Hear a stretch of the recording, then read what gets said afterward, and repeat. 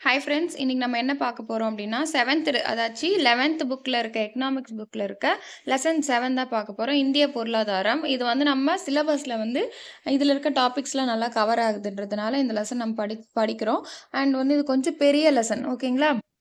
Lesson பெருசா இருந்தாலும், உள்ள இருக்க டாபிக்ஸ் அத கன்டென்ட் எல்லாம் நம்மளுக்கு வந்து கொஞ்சம் இன்ட்ரஸ்டிங்கா தான் இருக்கும். ஸோ வாங்க லெசன்குள்ள போலாம். First question. இலக்கமுறை பொருளாதாரத்தில் இந்தியா ஒரு உலகளாவிய போட்டியாளர் ஆகும் அப்படின்ட்டு சொன்னவர் யார் அப்படின்னு பார்த்தீங்கன்னா சுந்தர் பிச்சை. இவங்க தான் வந்து கூகுள் இருக்கு இல்லையா, நம்ம டெய்லி யூசஸ்ல இப்போ கூகுள் யூஸ் பண்ணாமல் யாருமே இருக்க மாட்டோம். ஸோ கூகுளோடைய சிஇஓ தான் இவர் சுந்தர் பிச்சை. இவர் வந்து இந்த குவாட்ஸ் வந்து சொல்லியிருக்காரு. இலக்கமுறை பொருளாதாரத்தில் இந்தியா வந்து ஒரு உலகளாவிய போட்டியாளராக இருக்குது அப்படின்றது. ஓகேங்களா? கற்றல் நோக்கங்கள் பார்க்கலாம். இந்திய பொருளாதாரத்தினுடைய இயல்புகள், இயற்கை வளங்கள், உள்கட்டமைப்பு வசதிகளின் நிலை இதெல்லாம் வந்து நம்ம புரிஞ்சிக்க போகிறோம். நெக்ஸ்ட்டு தலைசிறந்த இந்திய பொருளியல் சிந்தனையாளர்களுடைய பங்களிப்பை வந்து புரிஞ்சுக்கிறோம். இந்த 2 பார்ட்டாக வந்து இதில் கொடுத்துருக்காங்க. இந்திய பொருளாதாரம்னா என்ன, அதனுடைய இயல்புகள் எப்படி இருக்குது, நம்ம நாட்டில் என்னென்ன இயற்கை வளங்கள்லாம் இருக்குது அப்படின்ற டாபிக்லாம் வந்து கொடுத்துருக்காங்க. ஸோ நம்ம ஒரு இன்ட்ரெஸ்டிங்காக வந்து படிக்கலாம். ஓ, நம்ம நாட்டில் இதெல்லாம் இருக்கா, வைரம்லாம் எங்கே இருக்குது, எவ்வளோ பர்சன்டேஜ் இருக்குது, தங்கம் எங்கே கிடைக்குது அப்படின்றதெல்லாம் வந்து இதில் கொடுத்துருக்காங்க. சரியா?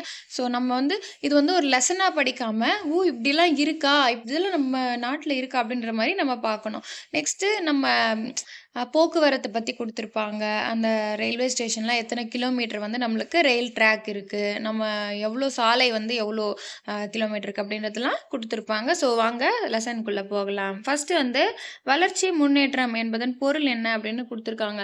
நம்ம ஆல்ரெடி 10th எக்கனாமிக்ஸ் வந்து பார்த்துட்டோம். அது இன்னும் பார்க்கல அப்படின்னா அந்த 5 லெசன் பார்த்துட்டு இங்கே வாங்க. 4 லெசனு பாலிட்டியும் முடிச்சிட்டோம். ஓகேங்களா? இப்போ 11th எக்கனாமிக்ஸ்க்கு வந்திருக்கோம்.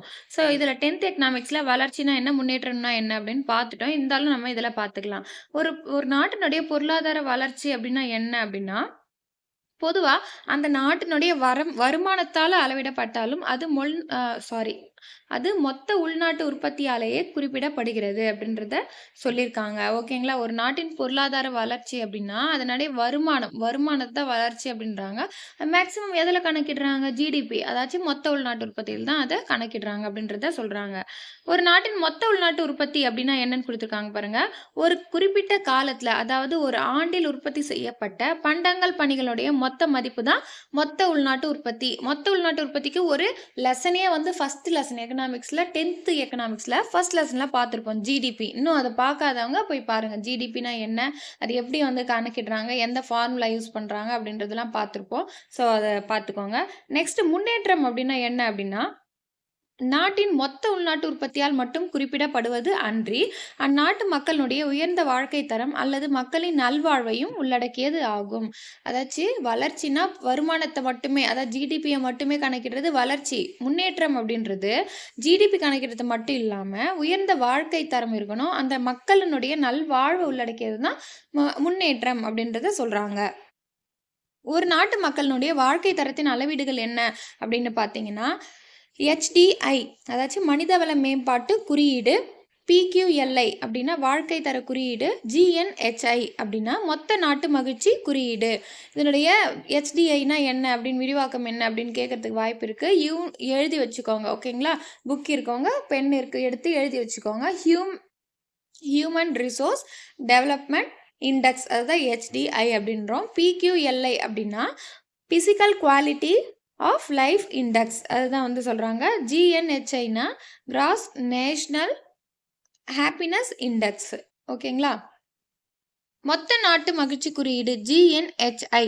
இந்த மொத்த நாட்டு மகிழ்ச்சி அப்படின்ற தொடர் வந்து யார் வந்து இது பண்ணியிருப்பாங்க அப்படின்னா, பூட்டான் அரசர், பூட்டானின் 4வது அரசர் ஜிக்மே சிங்கே வாங்சுக் என்பவரால் உருவாக்கப்பட்டது. எந்த ஆண்டுனா 1972. 10th வேறு மாதிரி கொடுத்துருப்பாங்க, 1970 கொடுத்துருப்பாங்கன்னு நினைக்கிறேன். அது கரெக்டாக தெரிஞ்சவங்க வந்து சொல்லுங்கள். ஸோ 2 புக்கில் 2 விதமாக கொடுத்துருக்காங்க. ஸோ இந்த மாதிரி கொஸ்டின்ஸ் மேக்ஸிமம் கேட்க மாட்டாங்க, ஏன்னா 2 புக்லையும் இருக்கிறதுனால. உங்களுக்கு 70 இருந்தாலும் போடுங்க, 72 இருந்தாலும் ஆப்ஷனில் போட்டுருங்க. சரி, ஓகேங்களா? நெக்ஸ்ட் அடுத்த பேஜ் வந்துட்டோம். வளர்ந்த நாடுகளையும் வளர்ந்து கொண்டிருக்கும் நாடுகள் எனவும் வகைப்படுத்துகின்றனர். அதாச்சு வளர்ச்சி, முன்னேற்றம் ஆகியவற்றின் அடிப்படையில தான் உலக நாடுகளை எப்படி வகைப்படுத்துறாங்க? வளர்ந்த நாடுகள் அப்படின்னும் வளர்ந்து கொண்டிருக்கும் நாடுகள் அப்படின்னும் வகைப்படுத்துறாங்க. ஸோ வளர்ந்த பொருளாதார நாடுகள் அப்படின்றது எப்படி இருக்கும் அப்படின்னா, தொழில் மயமா இருக்கும். அதே மாரி வளங்கள முழுமையா பயன்படுத்தும் நாடுகள வந்து குறிக்கும் அப்படின்றது வளர்ந்த நாடுகள் அப்படின்னு சொல்லி. வளர்ந்த நாடுகளுக்கு எடுத்துக்காட்டு வந்து பார்க்கலாம். என்னென்ன நாடுகள் பார்க்கலாம். அமெரிக்க ஐக்கிய நாடுகள், Canada, England, France, Japan. So இதெல்லாம் வந்து வளர்ந்த நாடுகள வந்து குறிக்குது. ஸோ வளர்ந்த நாடுகள்ல என்ன சொல்றாங்க, அந்த வளங்கள முழுமையா பயன்படுத்தக்கூடிய நாடுகள தான் வந்து வளர்ந்த நாடுகள் அப்படின்றத சொல்றாங்க. அது வந்து இன்னும் என்ன சொல்றாங்க, முழுமையாக பொருளாதாரத்தில் முன்னேறிய நாடுகள் அப்படின்றதும் நம்மளுக்கு குறிப்பிடப்பட்டிருக்காங்க. ஸோ நெக்ஸ்ட் வந்து மாறாக இதுக்கு ஆப்போசிட்டா தன்னுடைய வளங்களான நிலம், சுரங்கங்கள், உழைப்பாளர்கள் ஆகியவற்றை முழுமையா பயன்படுத்தாத நாடுகள் என்ன சொல்றாங்க, குறைந்த தலா வருமானம் கொண்ட நாடுகள்.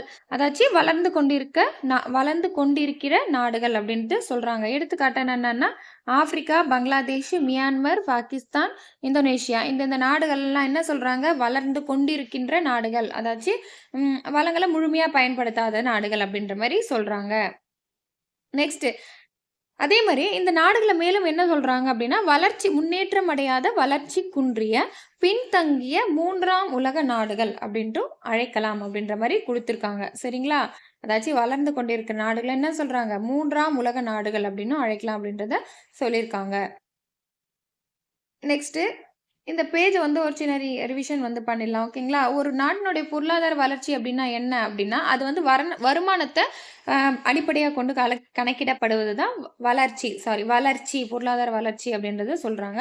இது வந்து ஜிடிபி மூலமா தான் நம்ம வருமானத்த கணக்கிடுறோம் அப்டின்றத குறிப்பிட்டிருக்காங்க. ஜிடிபி அப்டின்னா என்ன அப்டின்னா, ஒரு குறிப்பிட்ட காலத்துல ஒரு ஆண்டில் உற்பத்தி செய்யப்பட்ட பண்டங்கள் மற்றும் பணிகளின் மொத்த மதிப்பு தான் ஜிடிபி அப்படின்றாங்க. இதே முன்னேற்றம்னா என்ன சொல்றாங்க? அந்த ஜிடிபி கணக்கிடுவது மட்டும் இல்லாமல், அந்த நாட்டினுடைய மக்களினுடைய வாழ்க்கை தரம், அப்புறம் வந்து மக்களுடைய நல்வாழ்வை உள்ளடக்கியது தான் முன்னேற்றம் அப்படின்றத சொல்றாங்க. ஒரு நாட்டு மக்களின் வாழ்க்கை தரத்தின் அளவீடுகள் என்னென்ன அப்படின்னு பார்த்தீங்கன்னா, என்னென்ன குடுத்திருந்தாங்க? மனிதவள மேம்பாட்டு குறியீடு, வாழ்க்கை தர குறியீடு, மொத்த நாட்டு மகிழ்ச்சி குறியீடு. நெக்ஸ்ட் மொத்த நாட்டு மகிழ்ச்சி குறியீடு ஜிஎன்ஹெச்ஐ அப்படின்ற சொல்ல வந்து யார் உருவாக்கியிருப்பாரு? ஜிக்மே சிங்கே வாங்சுக். அவர் எந்த நாட்டை சார்ந்தவர் அப்படின்னா பூட்டான். எந்த ஆண்டு அப்படின்னா 1972ஆம் ஆண்டு. அடுத்து வந்து பார்த்தீங்கன்னா, வளர்ந்த நாடுகள் அப்படின்னா முழுமையாக வளங்களை பயன்படுத்தும் நாடுகள தான் வந்து வளர்ந்த நாடுகள் அப்படின்றத சொல்றாங்க. எடுத்துக்காட்டு என்னென்ன நாடுகள்னு பார்த்தோம். America, Canada, England, France, Japan. இதே வந்து வளர்ந்து கொண்டிருக்கும் நாடுகள் என்னென்ன குடுத்திருந்தாங்க? Africa, Bangladesh, Myanmar, Pakistan, Indonesia. ஓகேங்களா? 3ஆம் உலக நாடுகள் என்று குறிப்பிடப்படும் நாடுகள் என்ன? இப்ப தான் வளர்ந்துட்டு இருக்கு அப்படின்ற நாடுகள தான் என்ன சொல்றாங்க? முன்னேற்றம் அடையாத நாடுகள தான் 3ஆம் உலக நாடுகள் அப்படின்றத குறிப்பிடுறாங்க. நெக்ஸ்ட் இந்த கிராஃப் குடுத்துருக்காங்க. இந்திய பொருளாதாரம் பார்க்குறோம்.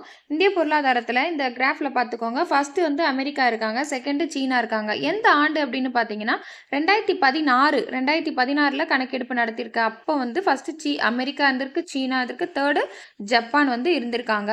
நம்ம இந்தியா எத்தனாவது பிளேஸ்ல இருக்கான்னா, 7வது இடம். ஓகேவா? ஜிடிபி தரவரிசையில எத்தனாவது இடம் அப்படின்னா, 7வது இடம். அக்டோபர் 2016 ஆண்டு எடுத்த கணக்கெடுப்பு. நெக்ஸ்ட் உலகின் வலிமையான பெரிய பொருளாதாரத்தின் வரிசையில இந்தியா எத்தனையாவது இடத்தை பெற்றிருக்கு அப்படின்னா, 7வது இடத்தை பெற்றிருக்கு. அத நம்ம அந்த கிராஃப்ல பார்த்தோம் இல்லையா? அதுதான். தொழில்மயமாதல், பொருளாதார வளர்ச்சி ஆகியவற்றின் அடிப்படையில முன்னேறிக் கொண்டிருக்கும் நாடுகள்ல 7 விழுக்காடு பொருளாதார வளர்ச்சியுடன் ஒரு வலுவான இடத்தை அடைந்திருக்கிறது அப்படின்றத சொல்லியிருக்காங்க. 7% பொருளாதார வளர்ச்சியுடன் ஒரு வலிமையான ஒரு இடத்த வந்து அடைஞ்சிருக்கு அப்படின்றத சொல்லியிருக்காங்க. நமது வளர்ச்சி வீதம் வந்து நீடித்தது நிலையா தான் இருந்தாலும், வளர்ச்சிக்கான வாய்ப்புகளை பெருமளவில் வந்து கொண்டிருந்தாலும், நம்ம பின்தங்கி இருக்கோம் அப்படின்றத சில அறிகுறிகளும் நமக்கு காட்டுது அப்படின்ற மாரி சொல்லியிருக்காங்க. இது ஜஸ்ட் ஒரு இன்ஃபர்மேஷன் தான். நெக்ஸ்ட் முன்னேறிய நாடுகளுடைய இயல்புகள் எப்படி இருக்கும் அப்படின்றத இந்த ஒரு பாக்ஸ்ல குடுத்துருக்காங்க பாருங்க. அங்க வந்து எப்படி இருப்பாங்க? முன்னேறிட்டு இருக்காங்கன்னா, உயர்ந்த நாட்டு வருமானம் இருக்கும் அவங்க கிட்ட. அது மட்டும் இல்லாம தனிநபர் வருமானமும் உயர்ந்திருக்கும். வாழ்க்கை தரமும் உயர்ந்திருக்கும் அப்படின்றாங்க. நெக்ஸ்ட் முழு வேலை வாய்ப்பு இருக்கும் அங்க. அதே மாரி தொழில்துறையினுடைய ஆதிக்கம் அங்க கட்டாயம் இருக்கும் அப்டின்ற மாரி சொல்லியிருக்காங்க. உயர் தொழில்நுட்பம், தொழில் செறிவு, அதிக நுகர்ச்சி நிலை, அதிக நகர்மயமாதல், சீரிய பொருளாதார வளர்ச்சி, சமுதாய சமத்துவ பாலினம், மிக குறைந்த வறுமை நிலை இருக்கும். அரசியல் நிலைத்தன்மை, நல்ல ஆட்சி அப்டின்றத ஒரு 12 குடுத்துருக்காங்க. இது ஜஸ்ட் வந்து தெரிஞ்சு வச்சுக்கோங்க. முன்னேறிய நாடுகள்ல எப்படி இருக்கும் அப்டின்றது அங்க. ஆமா, அங்க வறுமை இருக்காது. முழு வேலை வாய்ப்பு இருக்கும். தொழில்துறையினுடைய ஆதிக்கம் அங்க இருக்கும். அதே மாரி ஹை டெக்னாலஜி, ஹை டெவலப்டா பயன்படுத்திட்டு இருப்பாங்க. தொழில் செறிவு இருக்கும். அதே மாரி நல்ல வருமானம் கிடைக்கிறதுனால அதிகமா நுகர்வு பண்ணுவாங்க. ஸோ நகர்மயமா இருக்கும். பிளஸ் பொருளாதார வளர்ச்சி இதெல்லாம் வந்து இருக்கிறது தானே முன்னேறிய நாடுகள்ன்றாங்க. ஸோ இது வந்து ஜஸ்ட் டேட்டா. நீங்க ஜஸ்ட் தெரிஞ்சு வச்சுக்கோங்க. ஓகேங்களா? நெக்ஸ்ட் இந்திய பொருளாதாரத்தின் இயல்புகள், வலிமையும், வலிமையின்மையும். இது வந்து நம்மளுக்கு சிலபஸ்ல இருக்கு. ஸோ நம்ம இத பார்த்துக்கலாம். ஓகேங்களா? இந்திய பொருளாதாரத்தின் வலிமையை கீழ்க்காணும் தலைப்புகள்ல ஆராயலாம் அப்படின்னு சொல்லியிருக்காங்க. என்னென்ன அப்படின்னு பார்க்கலாம். இந்தியா ஒரு கலப்பு பொருளாதாரம் அப்படின்றாங்க. கலப்பு பொருளாதாரம்னா ஒண்ணும் கிடையாது. தனியார் துறையும், பொதுத்துறையும் இணைந்து சீரிய முறையில் செயல்படுவது தான் வந்து கலப்பு பொருளாதாரம் அப்படின்றத சொல்றாங்க. ஒரு புறம் வந்து மிக முக்கியமான அடிப்படை கனரக தொழில்கள் பொதுத்துறையால் நிர்வகிக்கப்படுகின்றன. மேலும் தனியார் துறையினுடைய வளர்ச்சியும் முக்கியத்துவம் வாய்ந்ததா இருக்கு. ஓகேங்களா? அதுதான் சொல்லியிருக்காங்க. கலப்பு பொருளாதாரம்னா என்னன்னு தெரிஞ்சுட்டீங்களா? கலப்பு பொருளாதாரம்னா ஒண்ணும் இல்ல. கவர்மெண்ட்டும் அதாச்சும் பொதுத்துறையும், தனியார் துறையும், பிரைவேட்டும் 2ம் வந்து சேர்ந்து இணைந்து செயல்படுவது தான் வந்து கலப்பு பொருளாதாரம் அப்படின்றத சொல்றாங்க. ஓகேங்களா? அதாச்சும் அடிப்படை கனரக தொழில்கள்லாம் பொதுத்துறையால் நிர்வகிக்கப்படுறாங்க. தனியார் துறையெல்லாம் வந்து பார்த்தீங்கன்னா, அது வந்து பொருளாதார தாராளமயமாக்கலின் விளைவாக தனியார் துறை என்ன பண்ணியிருக்காங்க? வளர்ச்சி மிகுந்ததா இருக்கு அப்படின்றத சொல்லியிருக்காங்க. நெக்ஸ்ட் செகண்ட் வந்து வேளாண்மை முக்கிய பங்கு வகிக்கிறது அப்படின்னு சொல்லியிருக்காங்க. இந்தியால அதிகமானோர் வேளாண் தொழில் செய்து வருவதால் வேளாண்மை வந்து முக்கிய பங்கு வகிக்கிறது. ஆமா. இந்தியால எத்தனை சதவீதம் மக்கள்? 60% மக்கள். அப்படின்றத சொல்லியிருக்காங்க. மக்கள் கண்டுபிடிப்புகளால் வேளாண்மை தன்னிறைவு அடைந்ததுடன் அல்லாமல் உபரி உற்பத்தி நிலையை அடைந்துள்ளது அப்படின்றத சொல்லியிருக்காங்க. எத்தனை சதவீதம் மக்கள் வேளாண்மையில் ஈடுபடுறாங்கன்னா 60% பார்த்துக்கோங்க. பழங்கள், காய்கறிகள், வாசனை பொருட்கள், தாவர எண்ணெய், புகையிலை, விலங்குகளின் தோல் இதெல்லாம் வந்து பார்த்தீங்கன்னா போன்ற இந்திய வேளாண் பொருட்கள் ஏற்றுமதி வாணிபம் செய்வதன் மூலம் என்ன பண்றாங்க? நமது பொருளாதாரத்துக்கு வலு சேர்க்குது அப்படின்றத குடுத்துருக்காங்க. தேர்ட் வந்து வளர்ந்து வரும் சந்தை. நம்ம முன்னேறி கொண்டிருக்க நாடுகளுக்கிடையே இந்தியாவின் சந்தை பிற நாடுகளுக்கு பல்வேறு வாய்ப்புகளை வழங்கி வருகிறது. என்ன சொல்லியிருக்காங்க அப்படின்னா, நிலைத்த உள்நாட்டு உற்பத்தியை தொடர்ந்து தக்க வைத்துக் கொண்டிருப்பதால் பிற நாடுகள் வெளிநாட்டு நேரடி முதலீடு, வெளிநாட்டு நிறுவன முதலீட்டாளர் வழியாக முதலீடு செய்ய பெரும் ஆர்வம் காட்டி வருகின்றன. இப்போ வந்து பார்த்தீங்கன்னா, வளர்ந்து வரும் சந்தை. இப்போ வந்து முன்னேறி கொண்டிருக்கும் நாடுகள் இருக்காங்கன்னா, அவங்களுடைய டெவலப்மெண்ட் அவங்களுடைய உற்பத்தி பொருட்கள்லாம் எங்க கொண்டு வந்து இது பண்ணுவாங்க அப்படின்னா, இப்போ வளர்ந்து கொண்டிருக்கிற நாடுகள்ல தான் கொண்டு வருவாங்க. அதான் நம்ம இந்தியால வந்து கொண்டு வந்து சேர்ப்பாங்க இல்லையா? ஸோ அவங்களுக்கு வந்து நம்மளோட நல்ல வாய்ப்பு இருக்கு. நம்ம சந்தை வந்து நல்ல வாய்ப்புகள வந்து வழங்குது. அதே மாரியே ஜிடிபில நம்ம வந்து ஒரு ஸ்ட்ராங்கான ஒரு பிளேஸ்ல இருக்கிறதுனால, இந்த வெளிநாட்டு நேரடி முதலீடு மற்றும் வெளிநாட்டு நிறுவன முதலீட்டாளர்லாம் வந்து இங்க வந்து டைரக்ட்டா முதலீடு பண்றதுக்கு ஒரு வசதியான வாய்ப்பு வந்து நம்ம இந்தியா வழங்குது அப்படின்றத சொல்லியிருக்காங்க. நெக்ஸ்ட் 4த் பாயிண்ட் வளர்ந்து வரும் பொருளாதாரம். உலக பொருளாதாரத்துல மொத்த உள்நாட்டு உற்பத்தியில ஜிடிபி 7வது இடத்துல இருக்கு அப்படின்றத சொல்லியிருக்காங்க. வாங்கும் சக்தியில பிபிபி அப்படின்றாங்க 3ஆம் இடத்தை பெற்றுள்ளது. அதாச்சு இந்த ட்ரிபிள் பி அப்படின்னா என்ன அப்படின்னா பர்ச்சேசிங் பவர் பேரிட்டி. ட்ரிபிள் பினா ஒன்றும் இல்லை, பர்ச்சேசிங் பவர் பேரிட்டி தான் வந்து பிபிபி அப்படின்றாங்க. வாங்கும் சக்தி அதுதான். ஜிடிபியில் எத்தனாவது பிளேஸ்ல இருக்காங்கன்னு ஆல்ரெடி பார்த்துட்டோம். 7வது இடம் இதுதான் வந்து கொடுத்துருக்காங்க. ஸோ நம்ம வளர்ந்து வரும் பொருளாதாரத்தில் இருக்கோம். அதனால G20 நாடுகளில் நம்ம இந்திய பொருளாதாரம் இடம் பெற்றிருக்கு அப்படின்றத சொல்லியிருக்காங்க. 5th கொஸ்டின் வேகமாக வளரும் பொருளாதாரம். இந்திய பொருளாதாரம் அதிக நிலையான வளர்ச்சியினை வந்து கொண்டிருக்கு. ஸோ 2016-17 சீன மக்கள் குடியரசு நாட்டிற்கு அடுத்தபடியாக மொத்த உள்நாட்டு உற்பத்தி 7.1 பெற்றதன் வாயிலாக உலகின் வேகமாக வளர்ந்து வரும் நாடுகளிடையே இந்தியா வந்து மிக வேகமாக வளர்ந்து வருது அப்படின்றத காட்டுதுன்னு சொல்லியிருக்காங்க. அதாச்சு 2016-17 கணக்கெடுப்புல சீனாக்கு அடுத்தபடியா நம்ம இருக்கோம் அப்படின்ற மாதிரி கணக்கெடுப்பு வந்து வந்திருக்கு அப்படின்றத சொல்லியிருக்காங்க. நிலையான வளர்ச்சியை கொண்டு இருக்கு. எத்தனை சதவீதம்னா 7.1%. ஸோ இது பார்த்துக்கோங்க. நெக்ஸ்ட் வேகமாக வளரும் பணிகள் துறை. பொருளாதாரம் வேகமாக வளருதுன்னு பார்த்துட்டோம். பணிகள் துறை வேகமாக வளருது. அதாச்சு நம்மளோட ஜிடிபியில் அதாச்சும் மொத்த வருமானம் வந்து ஜிடிபியில் கணக்கிடுறாங்க. நம்ம முன்னாடியே பார்த்துட்டோம். அந்த லெசன்லையும் பார்த்துட்டோம். ஸோ அந்த ஜிடிபியில் வந்து பார்த்தீங்கன்னா பெரும் பங்கு எதில் தான் வந்து அதிகமாக கிடைக்குது நமக்கு அப்படின்னா பணிகள் துறை மூலமாக தான் அதிகமாக கிடைக்குது அப்படின்றத கொடுத்துருக்காங்க. ஸோ தகவல் தொழில்நுட்பம், பிபிஓ போன்ற தொழில்நுட்ப சேவைகள் பேரளவு வளர்ச்சி பெற்றிருக்கு. ஸோ வளர்ந்து வரும் பணிகள் துறை நாட்டை உலக அளவில் கொண்டு செல்லவும் பணிகள் துறையின் பிரிவுகளை உலகம் முழுவதும் பரவச் செய்யவும் துணை நிற்கின்றது அப்படின்றத சொல்லியிருக்காங்க. ஸோ பணிகள் துறை தான் அதிகமான நம்மளுக்கு பங்களிப்பு கொடுக்குது ஜிடிபிக்கு அப்படின்றத இந்த பாயிண்ட்ல நம்ம தெரிஞ்சுக்கிறோம். நெக்ஸ்ட் இந்த கிராஃப் குடுத்துருக்காங்க பாருங்க. இணையதள சேவை பயனாளர்கள் மில்லியனில். அதாச்சும் இன்டர்நெட் வந்து எந்த அளவுக்கு யூஸ் பண்றாங்க அப்படின்றத குடுத்துருக்காங்க பாருங்க. ஃபர்ஸ்ட் வந்து சீனா வந்து அதிகமா யூஸ் பண்றாங்க. ஏ ஏ 738 மில்லியன் வந்து யூஸ் பண்றாங்க. இந்தியா 482.1 மில்லியன் வந்து யூஸ் பண்றோம். ஸோ செகண்ட் பிளேஸ்ல நம்ம இருக்கோம். சீனாவுக்கு அடுத்தபடியா நம்ம இருக்கோம். அந்த மக்கள் தொகைக்கு எப்படி ஃபர்ஸ்ட் சீனா, செகண்ட் நம்ம இருக்கோமோ, அந்த மாரி 3 பிளேஸ்ல இந்தியா இருக்காங்க. சாரி அமெரிக்கா வந்து இருக்காங்க. நெக்ஸ்ட்டு பேரளவு உள்நாட்டு நுகர்ச்சி அது பார்க்க போறோம். பேரளவு உள்நாட்டு நுகர்ச்சி அப்படின்னா, உள்நாட்டு நுகர்வுப் பொருட்களை வாங்குவது பெருமளவு அதிகரித்து இருக்கிறது அப்படின்றத குடுத்துருக்காங்க. அதாச்சு நம்ம கண்ட்ரிலயே வந்து நாட்டின் வேகமான பொருளாதார வளர்ச்சியின் காரணமாக மக்களினுடைய வாழ்க்கை தரம் உயர்ந்திருக்கு. அதனால என்ன பண்றாங்க? எல்லாரும் உள்நாட்டு நுகர்வுப் பொருட்கள வாங்குறதுக்கு பெருமளவு இது பண்றாங்க. ஓகேங்களா? நம்ம நாட்டிலேயே நம்ம தயாரிக்கக்கூடிய பொருட்கள்லாம் வாங்குறதுக்கு ஆளுங்க இருக்காங்க. அந்த அளவுக்கு மக்களினுடைய வாழ்க்கை தரம் வந்து உயர்ந்திருக்கு அப்படின்றத சொல்லியிருக்காங்க. நெக்ஸ்ட் 8த் பாயிண்ட் நகர பகுதிகளின் விரைவான வளர்ச்சி. வளர்ச்சிக்கான பொருளாதார வளர்ச்சிக்கான அறிகுறிகள்ல நகரமயமாதல் முக்கிய அறிகுறி அப்படின்றத சொல்லியிருக்காங்க. ஆமா, நகரமயமாதல் அப்படின்னா, அங்க வந்து விரைவான போக்குவரத்து இருக்கும், மேம்பட்ட கல்வி இருக்கும், தொலைத்தொடர்புகள் இருக்கும், சுகாதார வசதிகள் அப்படின்றதெல்லாம் நகரமயமாதலை விரைவுபடுத்துது. ஒரு நகர்மயமாதல் அப்படின்னா என்ன அப்படின்னா, அந்த சிட்டியா டெவலப் ஆகுது இல்லையா? நம்ம ஏரியா வந்து ஜஸ்ட் ஒரு சின்ன ஒரு டவுன் அந்த மாரி இருந்திருக்கும். அப்புறம் அது ஒரு சிட்டியா வந்து மாறுது இல்லையா? ஸோ அது வந்து ஒரு பொருளாதார வளர்ச்சிக்கான அறிகுறி அப்படின்றத சொல்லியிருக்காங்க. நெக்ஸ்ட் நிலையான பேரளவு பொருளாதாரம். இந்திய பொருளாதாரத்தை நிலைத்த உறுதி வாய்ந்த சிறந்த எதிர்காலம் கொண்ட பேரியல் பொருளாதாரத்திற்கான சொர்க்கம் அப்படின்றத நமக்கு வந்து ஒரு பொருளாதார ஆய்வறிக்கை வந்து குறிப்பிடுகிறது. ஸோ நம்ம வந்து நல்லா டெவலப் ஆகிக்கிட்டு இருக்கோம் அப்படின்றத குறிப்பிடுது அப்படின்றத சொல்றாங்க. பொருளாதார ஆய்வறிக்கையின்படி 2014, 15ஆம் ஆண்டிற்கான மொத்த உள்நாட்டு உற்பத்தி வளர்ச்சி வீதம் வந்து 8% இருக்கும் அப்படின்னு நிர்ணயித்து இருந்தாலும், உண்மையான வளர்ச்சி அதைவிட சற்று குறைவாக 7.6% இருந்தது அப்படின்றத சொல்லியிருக்காங்க. அதாச்சு நம்ம 2016ல வந்து பார்த்தீங்கன்னா 7வது இடத்துல இருந்தோம். ஓகேங்களா? ஜிடிபில. ஸோ 7% வளர்ச்சியுடன் 7வது இடத்துல இருந்தோம் இல்லையா? அததான் சொல்லியிருக்காங்க. இதே 2014, 15ல 8% இருக்கும்னு நெனச்சிருக்காங்க. பட் என்ன ஆச்சு? கொஞ்சமா கம்மியாயி 7.6% தான் இருந்தது அப்படின்றத சொல்லியிருக்காங்க. ஸோ இந்த 7 தான் அதிகமா வருது. ஸோ இந்த 7 புள்ளிய வந்து பார்த்துக்கோங்க.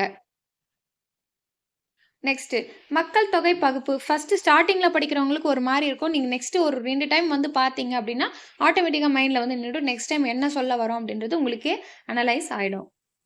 நெக்ஸ்ட் மக்கள் தொகை பகுப்பு அப்படின்னு குடுத்துருக்காங்க. இந்திய மனித வளம் இளைஞர்களால் வந்து நிரம்பி இருக்கு. இளைஞர்களே வளர்ச்சியினுடைய அடிப்படை அப்படின்றத சொல்லியிருக்காங்க. ஸோ இளைஞர்களால தானே வந்து நெறைய எப்படி சொல்றது? அவங்க டெவலப் ஆகியிருப்பாங்க. ஸோ அவங்களால நெறைய வந்து திறன் இருக்கும். அவங்க ஸ்கில்ஸ் பெற்றிருப்பாங்க. நெறைய கத்துக்கக்கூடிய ஒரு அம் திறமையெல்லாம் அவங்களுக்கு இருக்கும். அவங்களுக்கு வந்து நாடு உச்ச வளர்ச்சி அடைவதற்கு மனித வளம் வந்து ஒரு முக்கிய பங்கு அளிக்கிறது அப்படின்றத சொல்லியிருக்காங்க. மேலும் இது வெளிநாட்டு முதலீட்டையும், வெளிநாட்டு வேலைவாய்ப்பையும் ஈர்க்குது அப்படின்னு சொல்லியிருக்காங்க. இது ஜஸ்ட் டேட்டா தான். ஓகேங்களா? இதெல்லாம் தெரிஞ்சுக்கோங்க ஜஸ்ட். இளைஞருடைய மக்கள் தொகை வந்து இந்தியால இருக்கக்கூடிய இளைஞருடைய மக்கள் தொகை, மேற்கு ஆசிய நாடுகளுடைய மக்கள் தொகைக்கு சமமா இருக்காம். அதாச்சு மேற்கு ஆசிய நாடு இருக்கு இல்லையா? அந்த மக்கள் தொகைக்கு நம்ம இளைஞர்களுடைய மக்கள் தொகை ஈக்குவலா இருக்கு அப்படின்றாங்க. அப்போ இதுலருந்து என்ன சொல்ல வராங்கன்னா, இந்தியால இளைஞர்கள் அதிகமா இருக்காங்க அப்படின்றத இதுல குறிப்பிட்டிருக்காங்க. இதுல குடுத்திருக்கலாம் ஜஸ்ட் ஒரு டேட்டா நம்ம வந்து தெரிஞ்சுக்க வேண்டிய ஒரு விஷயம் தான். இது வந்து தெரிஞ்சுக்கோங்க. ஃபர்ஸ்ட்டு ஜஸ்ட் ஒரு ரிவிஷன் மாரி பார்க்கலாம். இந்திய பொருளாதாரம் இந்த பேஜ்ல இருந்து. இந்தியா வந்து எத்தனையாவது ஜிடிபி வரிசையில எத்தனையாவது இடத்தில் உள்ளது அப்படின்னு பார்த்தோம். 7வது இடம் அப்படின்றத பார்த்தோம். இந்தியா வந்து ஒரு என்ன பொருளாதாரம்னா, கலப்பு பொருளாதாரம். கலப்பு பொருளாதாரம்னா ஒண்ணும் இல்ல. பிரைவேட், கவர்ன்மெண்ட் அதாச்சும் பொதுத்துறையும், தனியார் துறையும் சேர்ந்து செயல்படுவது கலப்பு பொருளாதாரம் அப்படின்னு சொல்லியிருக்காங்க. இந்தியால மொத்தம் எத்தனை சதவீத மக்கள் வேளாண்மையில் ஈடுபடுகிறார்கள் அப்படின்னா 60% மக்கள். அப்புறம் வந்து பார்த்தீங்கன்னா, இந்த வளர்ந்து வரும் சந்தையில எஃப்டிஐ வெளிநாட்டு அதாச்சு ஃபாரின் டைரக்ட் இன்வெஸ்ட்மென்ட் தான் அந்த எஃப்டிஐ அப்படின்றத சொல்றாங்க. அது மூலமா வந்து நம்ம என்ன பண்றோம்? முதலீடுகளை வந்து ஈர்க்கிறோம் அப்படின்னு சொல்லியிருக்காங்க. ஜிடிபில மறுபடியும் எத்தனையாவது இடத்துல இருக்கு அப்படின்னு குடுத்துருக்காங்க? 7வது இடம். வாங்கும் சக்தியில எத்தனையாவது இடம்னா, 3வது இடம். பின்னு இருக்கு இல்லையா? So 3 B. ஸோ 3வது இடம். வாங்கும் சக்தி அப்படின்னா, பர்ச்சேஸ் பவர் பேரிட்டி அப்படின்றத நோட் பண்ணிக்கோங்க. ஸோ நம்ம இந்தியா வந்து G20 நாடுகள்ல இருக்கு அப்படின்றத பார்த்தோம். அதாச்சு 2016, 17 சீன மக்கள் குடியரசுக்கு அடுத்து நம்ம வந்து எத்தனை சதவீதத்தில இருந்தோம்? 7.1% ஜிடிபினாலே 7% போட்டுருங்க. ஆப்ஷன்ல எது இருந்தாலும். 7.1 இருந்தாலும் 7.1 போடுங்க. ஸோ அதுக்கு மேலலாம் போடாதீங்க. ஓகேங்களா? வேகமாக வளரும் பணிகள் துறையில வந்து பார்த்தீங்கன்னா, சாரி. இந்தியாவின் மொத்த உள்நாட்டு உற்பத்தியில பெரும்பங்கு எந்த துறையின் மூலம் வகிக்கிறாங்க அப்டின்னா, பணிகள் துறை அப்டின்றத பார்த்தோம். நெக்ஸ்ட் இணையதள சேவையில ஃபர்ஸ்ட் நாடு முதல் வந்து எந்த நாடு அதிகமா பயன்படுத்துறாங்கன்னு பார்த்தோம். சீனா. 2வது எந்த நாடு? இந்தியா. 3வது எந்த நாடுன்னு பார்த்தோம்? அமெரிக்கா நாடு. அடுத்து 2014, 15ஆம் ஆண்டிற்கான மொத்த உள்நாட்டு உற்பத்தி வளர்ச்சி வீதம் எத்தனை சதவீதமா இருக்கும்னு நெனச்சாங்க? 8%. பட் வந்து எத்தனை சதவீதமா தான் இருந்தது அப்டின்னா, 7.6% இருந்தது அப்டின்றத பார்த்தோம். அதாச்சும் நம்மளுடைய இந்திய நாட்டினுடைய இளைஞருடைய மக்கள் தொகை வந்து மேற்கு ஆசிய நாடுகளுடைய மக்கள் தொகைக்கு ஈக்குவலா இருக்கு அப்டின்றத நம்ம இங்க பார்த்திருந்தோம் இல்லையா? சரி நெக்ஸ்ட். இந்திய பொருளாதாரத்தின் வலிமையின்மை. இதெல்லாம் வந்து நம்ம முன்னாடி பார்த்தது வலிமைகள் பார்த்தோம். அதனுடைய ஸ்ட்ரென்த் வந்து பார்த்தோம். இப்ப நம்ம பார்க்கறது ஸ்ட்ரென்த்லெஸ் என்னென்னலாம் வந்து அதுக்கு ஒரு வலிமையின்மையா இருக்கு அப்படின்றத பார்க்குறோம். அதிக மக்கள் தொகை. அதிக மக்கள் தொகை இருக்கிறது ஒரு வலிமை இல்லாத ஒரு விஷயம் தான். ஆமா, நம்மளுக்கு ஒரு அது ப்ளஸ் பாயிண்ட் கிடையாது. மைனஸ். ஏன் சொல்றேன் அப்படின்னா, இந்தியா வந்து சீனா இருக்கு இல்லையா? அதுக்கு அடுத்த 2வது நாடாக உள்ளது. ஆனா, இப்போ வந்து சீனாவையும் பீட் பண்ணி நம்ம போயிட்டுருக்கோம் அப்படின்ற மாரி நான் ஒண்ணு படிச்சேன் முன்னாடி. அது கரெக்ட்டா என்னன்னு தெரியாது. நம்ம புக் டேட்டா வந்து 2ண்ட் பிளேஸ்ல குடுத்துருக்காங்க. நம்ம இந்தியா 2ண்ட்ல தான் இருக்கோம் அப்படின்ற மாரி பார்த்துக்கோங்க. மக்கள் தொகை வளர்ச்சி வீதம் இந்தியாவில அதிகமாக இருக்கதால, பொருளாதார வளர்ச்சிக்கு பெரியும் தடையாக உள்ளது. மக்கள் வளர வளர என்ன ஆகும்? அவங்களுக்கு தேவையும் அதிகமாகும். ஓகேவா? தேவை அதிகமாகும்போது நமக்கு பொருளாதார வளர்ச்சி என்ன பண்ணும்? ஆட்டோமேட்டிக்கா வந்து தடைப்படறதுக்கு வாய்ப்புகள் வந்து இருக்கு அப்படின்றத சொல்லியிருக்காங்க. அதாச்சும் ஒவ்வொரு 1000 பேருக்கும் எத்தனை சதவீதத்தில வளர்ச்சி அடையுது அப்படின்னா, 1.7 என்ற வீதத்தில வந்து மக்கள் தொகை அதிகரிக்குது அப்படின்ட்டு சொல்லியிருக்காங்க. 1.7 ஓகேவா? நல்லா ஞாபகம் வச்சுக்கோங்க. ஒவ்வொரு 1000 பேருக்கும் எத்தனை வீதத்தில அதிகரிக்குது? 1.7 இது ஞாபகம் வச்சுக்கோங்க. ஆஸ்திரேலியாவுடைய மொத்த மக்கள் தொகைக்கு சமமா இருக்கு அப்படின்றத சொல்றாங்க. அதாச்சு ஆண்டுதோறும் மக்கள் தொகை வளர்ச்சி இருக்கு இல்லையா? அந்த 1.7 வீதம் வந்து வளர்ச்சி அடையுது அப்படின்ற மாரி சொல்லியிருக்காங்க இல்லையா?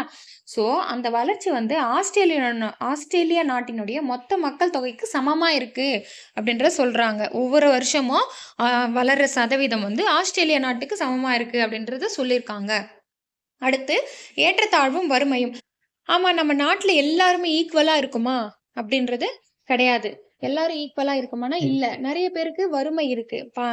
நாட்ல பல பேர் வறுமையினால வாடுறாங்க. வறுமை நிலை அதிகரிப்பதற்கும், வறுமை கோட்டிற்கு கீழ் உள்ளவர்கள் வீதம் அதிகரிப்பிற்கும் காரணமாக அமையுது அப்படின்றத சொல்றாங்க. அதாச்சு 10% பேரு தான் என்ன பண்றாங்க, அதிக அளவுல வந்து வருமானமும், சொத்தும் வச்சிருக்காங்க. சொல்றாங்களா? அவங்களுடைய சொத்து வந்து அதிகரிச்சுட்டு போதே தவிர, இந்த வறுமை கோட்டுக்கு கீழ இருக்கவங்களுடைய நிலை வந்து மாறல. அப்படியே அவங்க வறுமையில இருக்கவங்க வறுமையிலேயே தான் இருக்காங்க.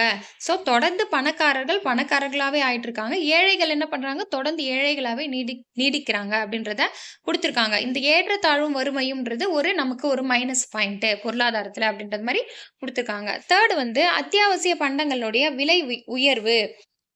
ஸோ, நிரந்தர வருமானம் இல்லாத ஏழை மக்கள வந்து பாதிக்குது அப்டின்றாங்க. அதாச்சு அத்தியாவசிய பொருட்களுடைய விலை உயர்ந்துட்டே போனா, என்ன பண்ணுவோம்? வறுமையில இருக்கவங்க என்ன பண்ணுவாங்க? ஏழை மக்கள்லாம் அத வாங்க முடியுமா? அப்டின்னா, வாங்க முடியாது. ஸோ, இது வந்து ஒரு மைனஸ் பாயிண்ட்டா நமக்கு இருக்கு அப்டின்னு தான் சொல்லியிருக்காங்க. உள்கட்டமைப்பு பலவீனம். உள்கட்டமைப்பு பலவீனம் அப்டின்னா ஒண்ணும் இல்ல. நம்மளுடைய கடந்த 10, 20 ஆண்டுகள்ல உள்கட்டமைப்பு வளர்ச்சியில முன்னேற்றம் இருந்தாலும், மின்னாற்றல், போக்குவரத்து, பண்டங்கள், பாதுகாப்பு பெட்டகம் போன்ற அடிப்படை கட்டமைப்பு வசதிகள் வந்து இன்றளவுமே வந்து பற்றாக்குறையா இருக்கு அப்படின்றத குறிப்பிட்டிருக்காங்க. இதெல்லாம் வந்து ஜஸ்ட் தெரிஞ்சுக்க வேண்டிய ஒரு பாயிண்ட்ஸ். நம்ம பொருளாதாரத்துல படிச்சுட்டு இருக்கோம். ஸோ பொருளாதாரம்ன்னும் போது நம்மகிட்ட எவ்வளோ பிளஸ் இருக்கு, எவ்வளோ மைனஸ் இருக்கு அப்படின்றத படிச்சுட்டு இருக்கோம். லெசன் பார்க்கறதுக்கு வந்து ஒரு மாரி டஃப்பா இருக்க மாரி இருக்கு அப்படின்னா, நம்ம ரியல் லைஃபோட கனெக்ட் பண்ணி இத படிக்கும்போது, ஸோ உங்களுக்கு வந்து அது வந்து அண்டர்ஸ்டாண்டிங் ஆவறதுக்கு ரொம்ப ஈஸியா இருக்கும்.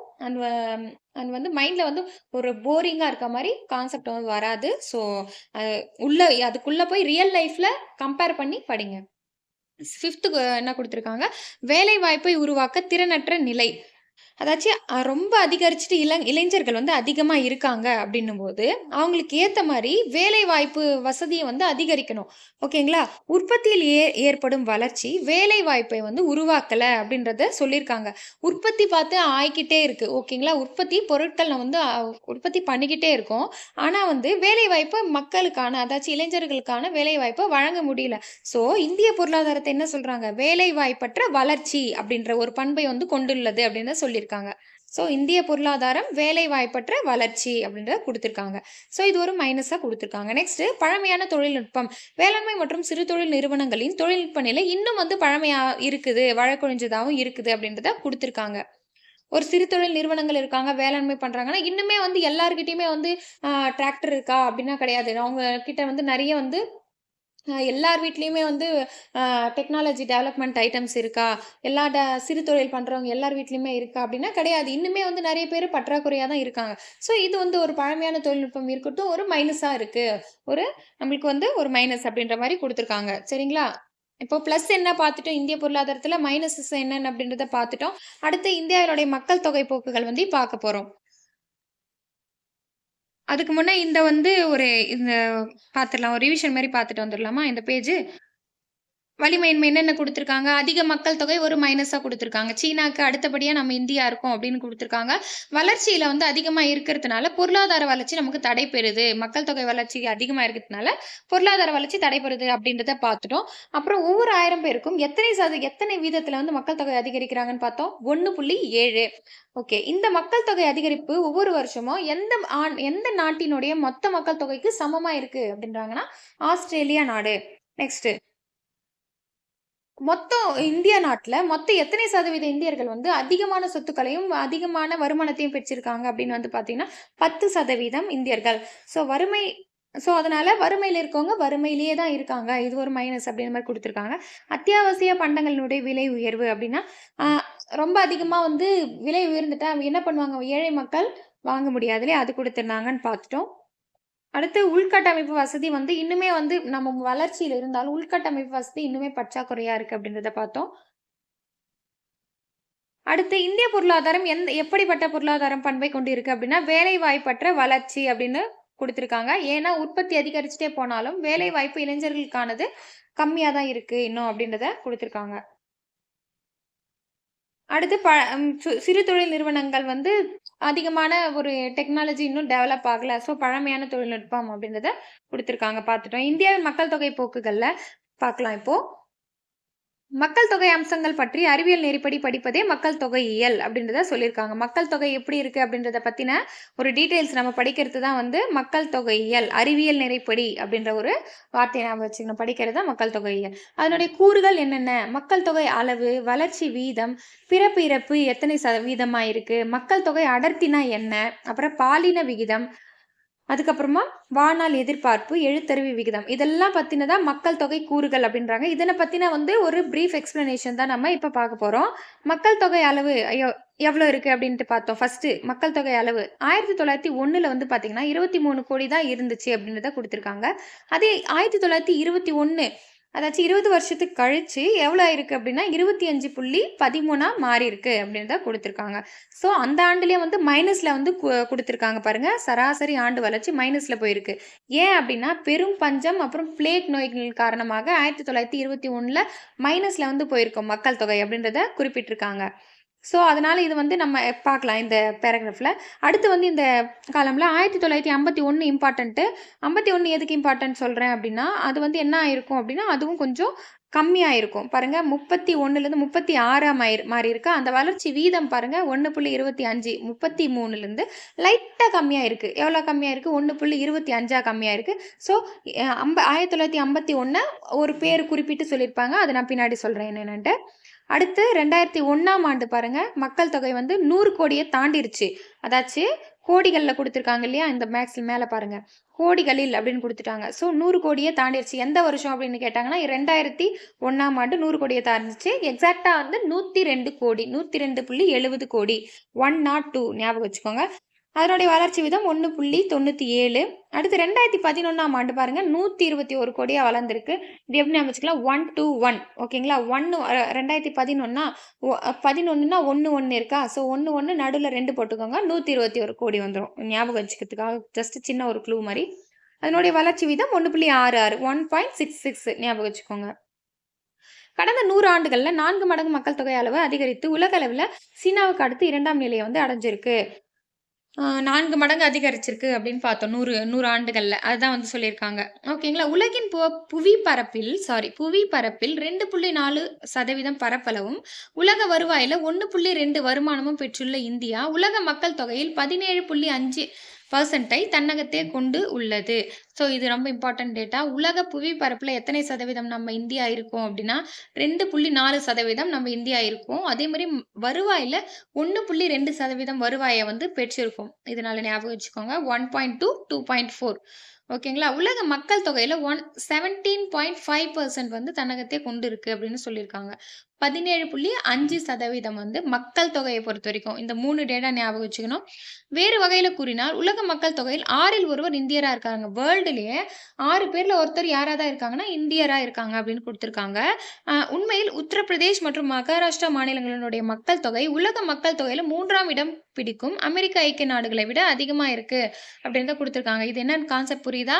நம்ம யுபில இருக்கோம். உத்தரப்பிரதேசத்துல பிளஸ் மகாராஷ்டிரா இருக்கக்கூடிய மக்கள் தொகை இந்த 2 மாநிலத்தினுடைய மக்கள் தொகைய கூட்டுனா, நம்ம உலக மக்கள் தொகையில அமெரிக்கா 3 பிளேஸ்ல இருக்காங்க இல்லையா? நமக்கு அடுத்து. ஸோ அவங்களுடைய மக்கள் தொகை ஈக்குவலா இருக்கு அப்படின்றத சொல்றாங்க.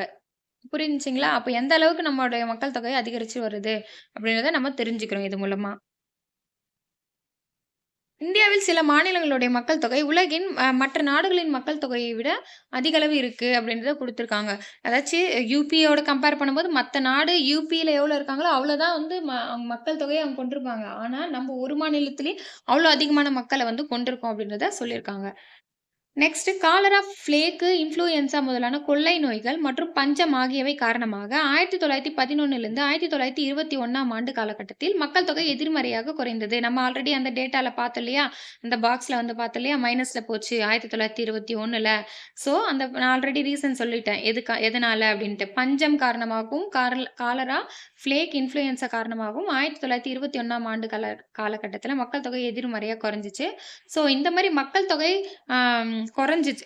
11லேருந்து 21 வரைக்கும் குறைஞ்சிச்சுன்னு பார்த்தோம். ஸோ மக்கள் தொகை 1921ல என்ன ஆச்சு? அதிகரிக்க தொடங்குச்சு. ஸோ இந்த ஆண்டு என்ன சொல்றோம்? பெரும்பிரிவினை ஆண்டு அப்படின்றத குறிப்பிடுறோம். புரிஞ்சுச்சுங்களா? 1921ஆம் ஆண்டை நம்ம எதுக்கு வந்து அங்க பாக்ஸ்ல பார்த்தோம் இம்பார்ட்டன்ட் சொல்லி அப்படின்னா, அது வந்து பெரும்பிரிவினை ஆண்டு அப்படின்னு குறிப்பிடுறாங்க. ஏன் அப்படின்னா, அதாச்சும் முன்னாடி 11லேருந்து 21 ஆண்டு வரைக்கும் அந்த வறுமையின் காரணமாகவும், மக்கள் தொகை பஞ்சம் காரணமாகவும், பிளேக், இன்ஃப்ளூயன்ஸா போன்ற நோய்கள் வந்து தாக்கியதுனால மக்கள் தொகை ஆட்டோமேட்டிக்கா நெறைய இறப்பு ஏற்பட்டு குறைஞ்சிச்சு. ஓகேவா? 11லேருந்து 21ஆம் ஆண்டு வரைக்கும். 21ஆம் ஆண்டுக்கு மேல கொஞ்சம் உயர உயர ஆரம்பிச்சது. ஸோ உயர ஆரம்பிச்சதுன்னா, அப்ப என்ன சொல்றாங்க? அதுதான் பெரும் பிரிவினை ஆண்டு. நல்லா ஞாபகம் வச்சுக்கணும் இந்த கான்செப்ட். அடுத்து பார்க்கலாம். 1951ஆம் ஆண்டு மக்கள் தொகை பெருக்க வீதம் 1.33% 1.25ஆக குறைந்தது. நம்ம அந்த பாக்ஸ்ல பார்த்தோம் இல்லையா? அதேதான் 51. என்ன சொல்றோம்? சிறு பிளவு ஆண்டு அப்படின்றத குடுத்துருக்கோம். ஏன்னா கொஞ்சம் லைட்டா குறைஞ்சிருக்கு. புரிஞ்சுங்களா? 33 1.33லிருந்து 1.25 வந்து குறைஞ்சிருக்கு. ஸோ இது சிறு பிரிவினை ஆண்டு அப்படின்றத குறிப்பிட்டிருக்காங்க. அடுத்து 1961ஆம் ஆண்டுல இந்திய மக்கள் தொகை வந்து உயர்வு வீதம் 1.94% அதாச்சு 2% ஆகும். 61ல அதிகமாயிருச்சிருக்கு. ஸோ 2% வந்து டச் ஆயிருந்ததுனால, அதாச்சும் நியர்லி 2% டச் ஆனதுனால, மக்கள் தொகை வெடிப்பு ஆண்டு அப்படின்றத குடுத்துருக்காங்க. எந்த ஆண்டு? 1961. ஓகேங்களா? நெக்ஸ்ட் 2001ஆம் ஆண்டு மக்கள் தொகை 1 பில்லியன் அதாச்சும் 100 கோடிய தாண்டிருச்சுன்னு பார்த்தோம் இல்லையா? ஸோ இந்த 2001ஆம் ஆண்ட என்ன சொல்றாங்க? 100 கோடிய வந்து தாண்டியிருக்கு அப்படின்றத 2001 ஞாபகம் வச்சுக்கணும். 2011ஆம் ஆண்டு என்ன சொல்றாங்க? மக்கள் தொகை கணக்கெடுப்பின்படி இளைஞர்களில் மக்கள் தொகை குறிப்பிடத்தக்க அளவில் உள்ளது. இது மக்கள் தொகை மாறுதலை வந்து கூறுகிறது. ஸோ மக்கள் தொகை மாறுதலை குறிக்கும் ஆண்டு எது அப்படின்னா 2011. ஏன் அப்படி சொல்றாங்க? இளைஞர்களுடைய மக்கள் தொகை ஒரு குறிப்பிடத்தக்க அளவில உயர்ந்திருக்கு அப்படின்றத சொல்லியிருக்காங்க. நெக்ஸ்ட் பிறப்பு விகிதம், இறப்பு விகிதம். குழந்தைகள் பிறப்பு விகிதம். 1000 மக்கள் தொகைக்கு பிறக்கும் குழந்தைகளினுடைய எண்ணிக்கை தான் வந்து குழந்தைகள் பிறப்பு விகிதம் அப்படின்ற சொல்றாங்க. இறப்பு விகிதம் அப்படின்னா 1000 மக்கள் தொகைக்கு இறப்பவர்களுடைய எண்ணிக்கை இறப்பு விகிதம் அப்படின்றத குறிப்பிட்டிருக்காங்க. வெவ்வேறு ஆண்டுகளில் இந்தியாவில் குழந்தைகள் பிறப்பு விகிதம், இறப்பு விகிதங்கள் வந்து பின்னாடி குடுத்திருக்காங்க.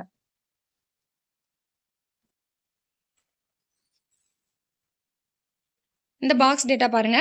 ஆண்டு குடுத்துருக்காங்க பாருங்க. 1951ல 39.9% பிறப்பு வீதம் இருந்துச்சு. ஸோ, அதெல்லாம் நம்ம பாக்க தேவையில்ல. 2011 பார்த்துக்கோங்க. எல்லா டேட்டாலயுமே 2001 மற்றும் 2011 பார்த்துக்கோங்க. அதுதான் வந்து நம்மளுக்கு கொஸ்டின் டிஎன்பிஎஸ்சில கேட்கறதுக்கு வாய்ப்புகள் வந்து அதிகமா இருக்கு. ஸோ, 2001ல வந்து 25.4% இந்த பிறப்பு வீதம். இறப்பு வீதம் வந்து 8% இருந்தது.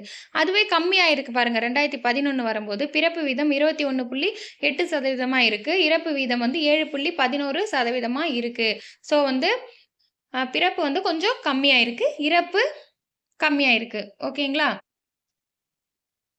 ஏன்னா, மக்கள் தொகை கம்மி பண்ணணும் அப்படின்றதுக்காக சில நடவடிக்கைகள் வந்து அரசு எடுத்துட்டு இருக்காங்க. ஸோ, அதனால கம்மியாறதுக்கு சான்சஸ் வந்து இருந்திருக்கு அப்படின்னு நம்ம தெரிஞ்சுக்கிறோம். ஸோ, இதையே தான் பேராகிராஃப்ல குடுத்துருக்காங்க. இந்த பாக்ஸ்ல குடுக்கிறத விரிவா வந்து எழுத்து ம அதாச்சும் வார்த்தைகளால குடுத்துருக்காங்க. ஸோ, 1951ல 39.9 இருந்துச்சு பிறப்பு வீதம். இதே வந்து 2011ல பார்த்தோன்னா எவ்வளோ இருந்துச்சு? 21.8 வந்து குறைஞ்சுச்சு. அதே மாரி பிறப்பு வீதம் குறைவாக இருந்தாலும், ஆ குறிப்பிடப்படும் படியானதாக இல்லை அப்படின்னு குடுத்திருக்காங்க. இறப்பு வீதம் வந்து பார்த்தீங்கன்னா, 1951ஆம் ஆண்டில் 27.4 இருந்துச்சு. ஓகேங்களா? அத மேல பார்த்தோம் இல்லையா? 2011ஆம் ஆண்டுல எத்தனையா குறைஞ்சிருக்கு? 7ஆ வந்து குறைஞ்சிருக்கு அப்படின்னு சொல்லியிருக்காங்க. இந்த டேட்டா வந்து ஜஸ்ட் வந்து தெரிஞ்சுக்கோங்க. நம்ம 2011ல தெரிஞ்சுக்கோங்க அது மட்டும். 21.8 பிறப்பு, இறப்புனா 7 ஞாபகம் வச்சுக்கோங்க. 7 ஞாபகம் வச்சுக்கிறீங்களா? இறப்பு வீதம் 7 3 ஸா 21 ஸோ 21 இந்த பக்கம் ஞாபகம் வச்சுக்கோங்க. கேரளா வந்து பார்த்தீங்கன்னா, மிக குறைந்த பிறப்பு வீதத்த வந்து கொண்டிருக்கு அப்படின்னு குடுத்திருக்காங்க. 14.7%. ஸோ மிக குறைந்த பிறப்பு வீதம் கொண்ட மாநிலம் அப்படின்னு கேட்டாங்கன்னா, கேரளா. அதே மாரி உத்தரப்பிரதேஷ் வந்து பார்த்தீங்கன்னா, அதிக அளவு பிறப்பு வீதத்த வந்து கொண்டிருக்கு அப்படின்னு குடுத்திருக்காங்க. கேரளா வந்து அதுக்கு ஆப்போசிட் உத்தரப்பிரதேஷ். ஓகே. நெக்ஸ்ட் மேற்கு வங்காளம் மிக குறைந்த இறப்பு விகிதத்த வந்து கொண்டிருக்கு. ஒரிஸ்ஸா வந்து அதிக இறப்பு விகிதத்தை வந்து கொண்டிருக்கு. மேற்கு வங்காளத்தில பார்த்தீங்கன்னா, மக்கள் வந்து இறக்கறது கம்மியா இருக்கு. சீக்கிரமா இறந்து போறது கம்மியா இருக்கு. அதுக்கு ஆப்போசிட்ல யார் இருக்காங்க? ஒரிஸ்ஸா. ஒரிஸ்ஸால வந்து பார்த்தீங்கன்னா, அதிக இறப்பு விகிதத்த வந்து கொண்டிருக்கு. ஒரிஸ்ஸால இருக்க மக்கள் சீக்கிரமா இறந்துறாங்க. அதிகமா நெறைய பேர் இறக்குறாங்க அப்படின்ற மாரி ஞாபகம் வச்சுக்கோங்க. மேற்கு வங்காளம், ஒரிஸ்ஸா. அடுத்து மாநிலங்களிடையே 10 ஆண்டுகள்ல 2001லேருந்து 11ஆம் ஆண்டுல பீகார் அதிக மக்கள் தொகை பெருக்கத்தையும், கேரளா குறைந்த பிறப்பு விகிதத்தையும் கொண்டிருக்கு. ஸோ அதிக மக்கள் தொகை கொண்ட மாநிலம் எது அப்படின்னு 2011 1லேருந்து 11 வரைக்கும்னா பீகார் வந்து அதிக மக்கள் தொகை பெருக்கம் இருக்கு. ஸோ குழந்தை பிறப்பு விகிதம் கம்மியா இருக்குது ஆல்ரெடி நம்ம பார்த்துட்டோம். கேரளா அப்படின்னு சொல்லிட்டு. ஸோ பிமாரு அப்படின்னா என்ன? பீகார், மத்திய பிரதேசம், அப்புறம் ராஜஸ்தான், உத்தரப்பிரதேசம் தான் பிமாரு. பிஐஎம்ஏஆர்யு. ஸோ எதுக்கு அப்டின்னா, 4 மாநிலங்கள் வந்து என்ன சொல்றாங்க? அதிக மக்கள் தொகை கொண்ட மாநிலங்கள் அப்டின்ட்டு பார்த்தோம். ஆமா நான் முன்னாடியே பார்த்தோம்ல, பீகார் அதிக மக்கள் தொகை கொண்ட மாநிலம் அப்டின்ட்டு. ஸோ அதுதான் பிமாரு மாநிலங்கள். அதிக மக்கள் தொகை கொண்ட மாநிலங்கள். நெக்ஸ்ட் மக்கள் தொகை அடர்த்தி. மக்கள் தொகை அடர்த்தினா ஒண்ணும் கிடையாது. 1 சதுர கிலோமீட்டர் பரப்பளவுல வசிக்கும் மக்களினுடைய எண்ணிக்கை தான் மக்கள் தொகை அடர்த்தி அப்படின்றத சொல்றாங்க. மொத்த நிலப்பரப்பு மாறாது இருக்கும்போது, அதிகரிக்கும் மக்கள் தொகை, மக்கள் தொகையின் அடர்த்திய வந்து குறிப்பிட குறிக்குது, அதிகரிக்குது அப்படின்றாங்க. நிலம் வந்து அப்படியே தான் இருக்கு. ஓகேங்களா? ஆனா, அதுல மக்கள் வந்து அதிகரிக்க, மக்கள் தொகை அதிகரிக்க, அடர்த்தி வந்து அதிகமாகுது அப்படின்றத குடுத்துருக்காங்க. மக்கள் தொகை அடர்த்தினா என்னன்னு புரிஞ்சிருக்கும்னு நெனைக்கிறேன். அ அது எப்படி குறிப்பிடுறாங்க? குறிப்பிட்ட நிலப்பரப்பின் மொத்த மக்கள் தொகைய வந்து, அந்த டிவைடட் பை அப்பகுதியின் நிலப்பரப்பு வகுக்கும்போது, நிலப்பரப்போட வகுக்கும்போது என்ன பண்ணுது? மக்கள் தொகை அடர்த்திய வந்து குறிக்குது அப்படின்றத குடுத்துருக்காங்க. மேல வந்து மக்கள் தொகை, நிலப்பரப்பினுடைய மக்கள் தொகை வரும். கீழ வந்து அப்பகுதியின் நிலப்பரப்பு அப்படின்றது வரும். ஓகேங்களா? நெக்ஸ்ட். மக்கள் தொகை அடர்த்தி. ஒரு சதுர கிலோமீட்டரில் உள்ள மக்கள் எவ்வளோ இருக்காங்க? அதுதான் வந்து மக்கள் தொகை அடர்த்தின்றத பார்த்தோம். 1951ல 117, 2001ல 325 இருக்கு. 2011 தான் இம்பார்ட்டன்ட். 382 இந்த டேட்டா வந்து ஞாபகம் வச்சுக்கோங்க. மத்த எதுவும் ஞாபகம் வைக்கணுன்ற அவசியம் இல்லை. ஓகேங்களா? 2011ல எத்தனை அடர்த்தி மக்கள் தொகை இருக்கு அப்படின்னா 382 மக்கள் ஒரு சதுர கிலோமீட்டருக்கு அப்படின்னு ஞாபகம் வச்சுக்கோங்க. ஓகேங்களா? கொஸ்டின் இப்படிதான் கேட்பாங்க. 2011ஆம் ஆண்டு சராசரி மக்கள் தொகை அடர்த்தி எவ்வளவு அப்படின்னு கேட்டாங்கன்னா 382 நம்ம ஞாபகம் வச்சுக்கணும். அடுத்து நாடு விடுதலை அடைவதற்கு சற்று முன்னர் மக்கள் தொகை வந்து அடர்த்தி 100க்கும் குறைவா இருந்துச்சு. ஆனா, விடுதலைக்கு பின்னாடி என்ன ஆச்சு? அடர்த்தியானது 1951ஆம் ஆண்டுல 117ஆ உயர்ந்துச்சு. பின் 2001ல 325 அதிகரித்துச்சு அப்படின்றத குடுத்திருக்காங்க. அடுத்து 11ஆம் ஆண்டு தான் 382 மக்கள் தொகை அடர்த்தி உயர்ந்திருக்கு அப்படின்ற மாரி குடுத்திருக்காங்க. இது நம்ம ஆல்ரெடி பார்த்தாச்சு. கேரளா, மேற்கு வங்கம், பீகார், உத்தரப்பிரதேசம் ஆகிய மாநிலங்கள் இந்தியாவின் சராசரி அடர்த்தியை விட மக்கள் தொகை அடர்த்தி மிகுந்து காணப்படுகிறது அப்படின்றத குடுத்திருக்காங்க. இந்த பார்த்தோம்ல கேரளா, பீகார்,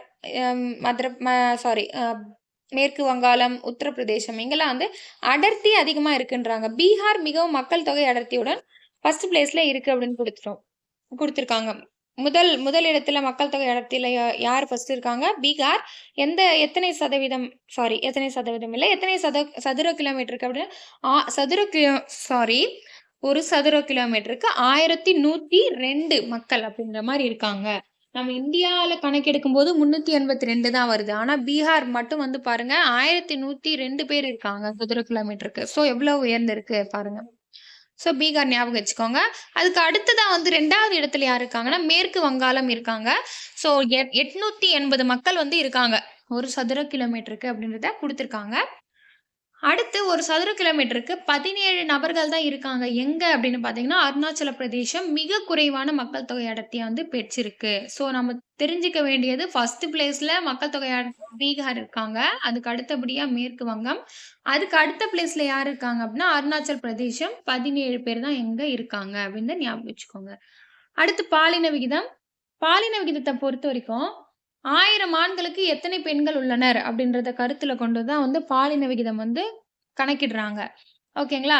இத வந்து ஒரு குறிப்பிட்ட காலத்தில் ஆண், பெண் பாலின விகிதத்தை அளவிடவும், பாலின சமநிலையை பிரபலப்படுத்தவும் இது முக்கியமான சுட்டிக்காட்டியா இருக்கு அப்படின்றத குடுத்திருக்காங்க. ஸோ கணக்கெடுப்பு ஆண்டு பார்த்துக்கோங்க. நமக்கு 2001, 2011 இருந்தால் போதும். ஓகேங்களா?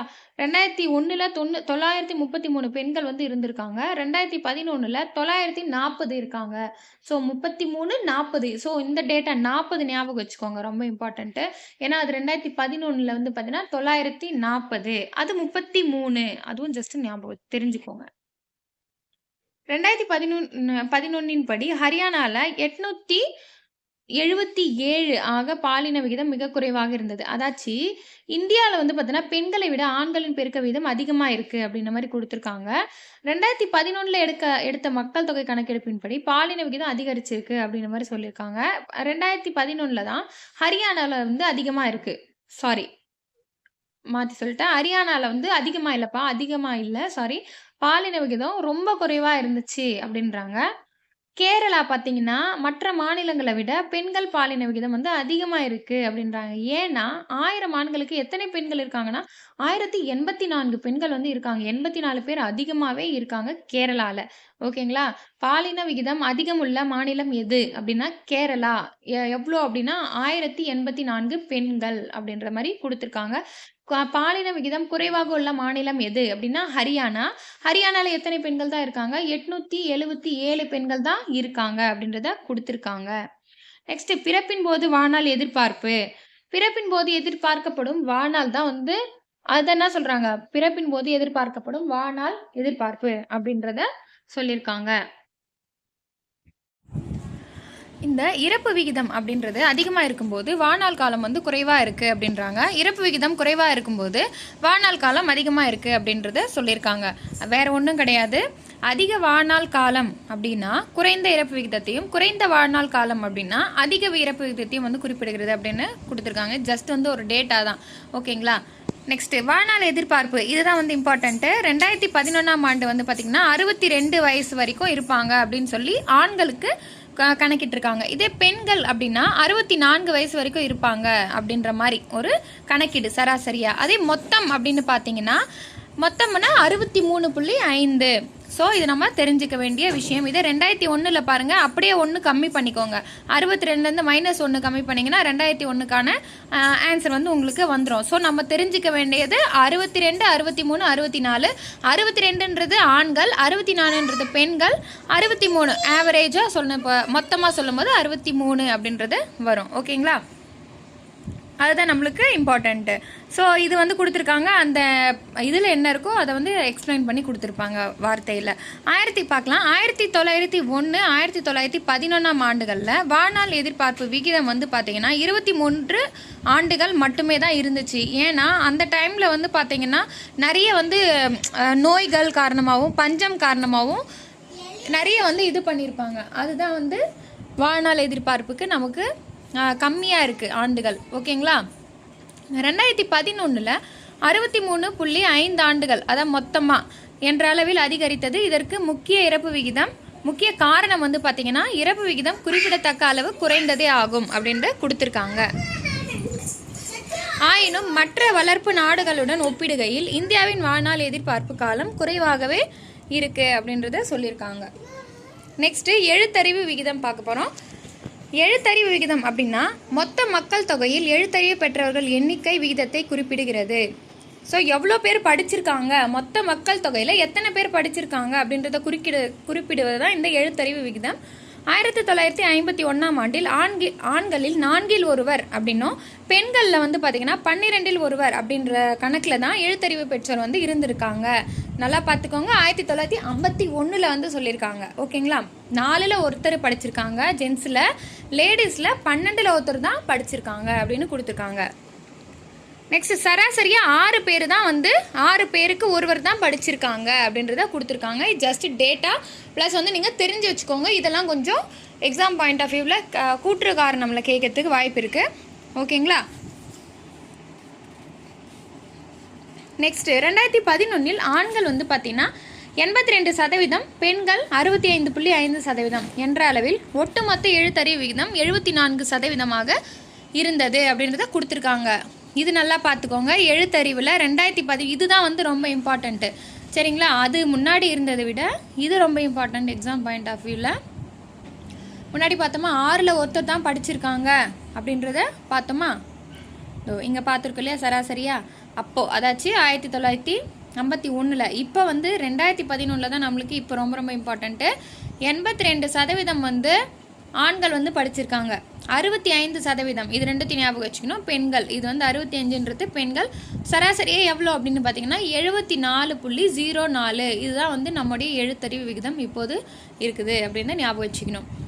இது மற்ற வளர்ந்த நாடுகளையும் இலங்கையையும் காட்டிலும் கூட மிகவும் குறைவு அப்படின்றத சொல்லியிருக்காங்க.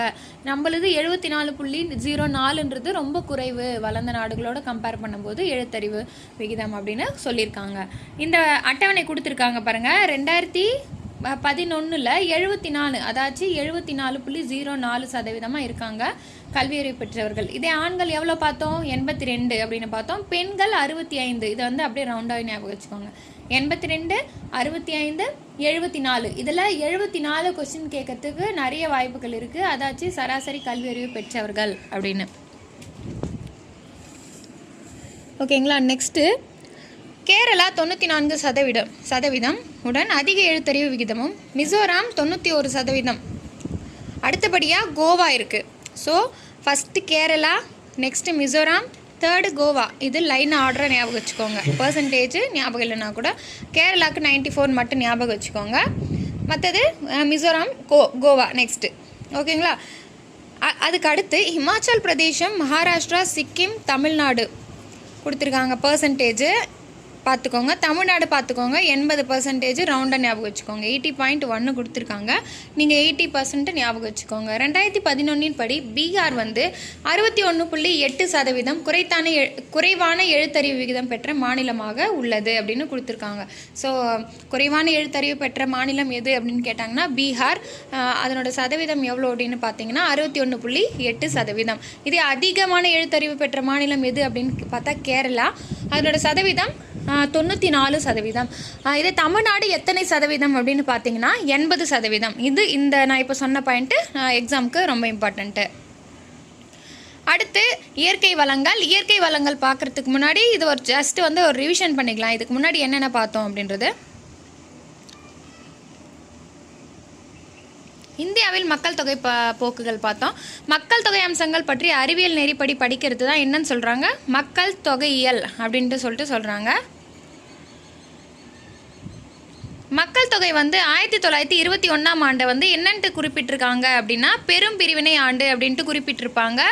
ஏன் அப்படின்னு பார்த்தீங்கன்னா அதுக்கு முன்னாடி வருஷம் 11லேருந்து 21 வருஷம் வரைக்கும் பெரும் பஞ்சம் ஏற்பட்டிருக்கும். அது மட்டும் இல்லாமல் காலரா, ஃப்ளேக்கு, இன்ஃப்ளூயன்ஸா போன்ற நோய்களின் தாக்கத்தினால மக்கள் வந்து அதிகமாக இறந்து போயிருப்பாங்க. ஸோ அதனால் மைனஸில் போயிருந்திருக்கும். ஸோ 21க்கு அப்புறம் அதனுடைய சதவீதம் வந்து உயர்ந்திருக்கும். அதனால் பெரும் பிரிவினை ஆண்டு அப்படின்னு சொல்லிட்டு சொல்கிறாங்க. மக்கள் தொகை 1951ஆம் ஆண்டு என்ன சொல்கிறாங்க அப்படின்னா சிறு பிளவு ஆண்டு அப்படின்னு சொல்லிட்டு சொல்கிறாங்க. ஏன்னா ஒரு ஸ்லைட்டாக ஒரு மாற்றம் வந்து இருந்திருக்கும். 1.33 அப்படின்றதுலேருந்து 1.25 அப்படின்னு குறைஞ்சிருக்கு பார்த்தீங்களா சராசரி ஆண்டு வளர்ச்சி. ஸோ அதனால் அப்படி இருக்கும். 2001ஆம் ஆண்டு வந்து எத்தனை கோடியை வந்து கிராஸ் பண்ணியிருக்கு அப்படின்னு பார்த்தீங்கன்னா நம்ம இந்திய மக்கள் தொகை 100 கோடியை கிராஸ் பண்ணியிருக்கோம். எக்ஸாக்டாக 102.70 அப்படின்ட்டு நம்ம பார்த்தோம். அடுத்து 2011ஆம் ஆண்டு வந்து அதாச்சும் 2011ஆம் ஆண்டு என்ன சொல்லியிருப்பாங்க அப்படின்னா மக்கள் தொகை மாறுதல் குறிக்கும் ஆண்டு எது அப்படின்னு பார்த்தீங்கன்னா 2011. ஏன் அப்படின்னு பார்த்தீங்கன்னா இது இளைஞர்களோட எண்ணிக்கை குறிப்பிடத்தக்க அளவில் வந்து உயர்ந்திருக்கு அப்படின்றத சொல்லியிருக்காங்க. இதுதான் இம்பார்ட்டன்ட் நம்ம முன்னாடி பார்த்தது. அதுக்கு அடுத்து பார்த்தீங்கன்னா எத்தனை மக்கள் தொகைக்கு பிறக்கும் குழந்தைகளின் எண்ணிக்கையை வந்து பிறப்பு விகிதம் அப்படின்னு சொல்லிட்டு சொல்கிறாங்கன்னா 1000 மக்கள் தொகை. இதே வந்து எத்தனை மக்கள் தொகை அதே மாதிரி தான் 1000 மக்கள் தொகைக்கு இறப்பவர்கள் எண்ணிக்கை தான் இறப்பு விகிதம் அப்படின்னு சொல்லிட்டு சொல்கிறாங்க. ஒவ்வொரு வருஷமும் அது பிறப்பு விகிதமும் சரி இறப்பு விகிதமும் சரி மாறுபடும் அப்படின்றத பார்த்தோம். 2011ஆம் ஆண்டு வந்து பிறப்பு விகிதம் எவ்வளோ இருந்துச்சு 21.8. இதே இறப்பு விகிதம் பார்த்தீங்கன்னா 7 அப்படி ரவுண்டாகவே ஞாபகம் வச்சுக்கோங்க 7, 21 அப்படின்னு சொல்லிட்டு. ஓகேங்களா? மிக குறைந்த பிறப்பு விகிதத்தை கொண்ட மாநிலம் எது அப்படின்னு கேட்டாங்கன்னா கேரளா. இதே வந்து மிக அதிக அளவு பிறப்பு விகிதத்தை கொண்ட மாநிலம் எது அப்படின்னு கேட்டாங்கன்னா உத்தரப்பிரதேசம். அதே மாதிரி இறப்பு விகிதம் அப்படின்றாங்களே குறைந்த அளவு தான் இருக்கிறாங்க. இறப்பு விகிதம் குறைவான உள்ள மாநிலம் எது அப்படின்னா மேற்கு வங்காளம். இறப்பு விகிதம் அதிகம் உள்ள மாநிலம் எது அப்படின்ட்டு வந்து பார்த்தீங்கன்னா ஒரிசா. அதிக மக்கள் தொகை பெருக்கத்தை கொண்டுள்ள மாநிலம் எது அப்படின்னு பார்த்தோம் பீகார். ஓகேங்களா? இதே குறைந்த பிறப்பு விகிதத்தை கொண்டுள்ள மாநிலம் எது அப்படின்னா கேரளா. அப்புறம் அதிக மக்கள் தொகை கொண்ட மாநிலங்களை எவ்வாறு அழைக்கிறோம் அப்படின்னா பிமாரு ஸ்டேட்ஸ், பிமாரு மாநிலங்கள் அப்படின்னு சொல்லிட்டு அழைக்கிறோம். பிமாரு அப்படின்னா BI அப்படின்னா பீகார், MA அப்படின்னா மத்திய பிரதேசம், Rனா வந்து ராஜஸ்தான், Uனா உத்தரப்பிரதேசம்.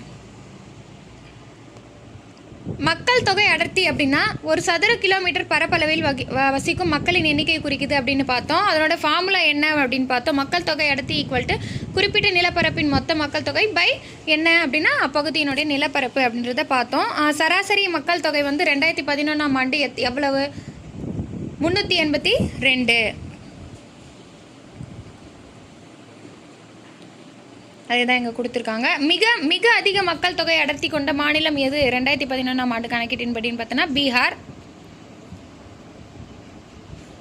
ஓகேங்களா? சதுர கிலோமீட்டருக்கு எத்தனை மக்கள் தொகை இருக்காங்க அப்படின்ட்டு பார்த்தீங்கன்னா 1102 மக்கள் தொகை அப்படின்றத பார்த்தோம். ஓகே, அதுக்கு அடுத்து யார் இருக்காங்க மக்கள் தொகை அதிகமாக அப்படின்னு பார்த்தா மேற்கு வங்காளம். எவ்வளோ பார்த்தோம் 880 அப்படின்றத பார்த்தோம்.